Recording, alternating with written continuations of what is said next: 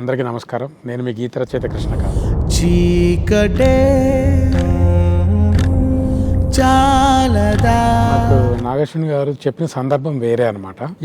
ఈ కథని ఇంకా పెద్దదిగా విస్తరిస్తున్నప్పుడు ఈ పాట సెకండ్ పార్ట్ లోకి వెళ్తుంది అని చెప్పారు. సో ఈలోపు ఈ పాటలో అశ్వత్థామ గారు, ఇది టైటిల్ సీక్వెన్స్ లో అశ్వత్థామ పాడుతున్నట్టు సందర్భంలో అన్నట్టుగా చెప్పారు. కృష్ణుడు ఎప్పుడు వస్తా అన్నాడు, ఇప్పుడు దానికి అశ్వత్థామ చేయాల్సిన పని ఏంటి, కథ పూర్తిగా చెప్పి అశ్వత్థామ గురించి, అశ్వత్థామకి శ్రీకృష్ణుడు ఇచ్చిన శాపం గురించి చెప్పి, ఈ శాపం ఇంకా ఎన్ని యుగాలు, ఈ యుగాంతం అయిపోవస్తుంది, పాపాలు ఇలా పెరిగిపోయాయి, అయినా నువ్వు ఎప్పుడు వస్తావు, వెలుగు ఎప్పుడు వస్తుంది, కలికాలంలో ఇంత పాపం పెరిగింది, అయినా కలి ఎక్కడో అక్కడ జన్మించే ఉంటాడు, ఆ కలిని సంహరించడానికి కలికి అవతారంలో, శంబలంలో కలికి అవతారంలో పుడతాడని చెప్పి, అయినా ఇంకా రావట్లేడు, ఎందుకు ఈ ఆలస్యం అన్న సందర్భం కాబట్టి మరచితివేమో మాటని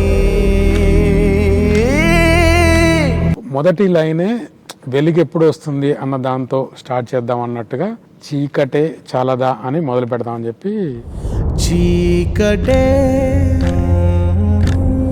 చాలదా.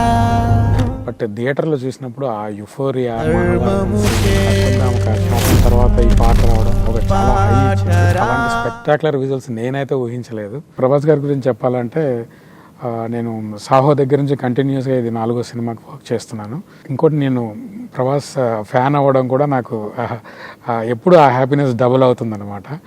ఒక ముఖ్యమైన సందర్భంలో వచ్చే పాట పార్ట్ 2లో ఉండబోతుంది. సో దానికోసం ప్రపంచానికి ఎప్పుడు వినిపించాలని ఆతృతతో ఎదురు చూస్తున్నాం. సో నాగేశ్వరి గారు తొందరగా పార్ట్ 2 అనౌన్స్ చేసి తొందరగా ఫినిష్ చేసి సినిమాను మన ముందుకు తెస్తారని ఆశిద్దాం.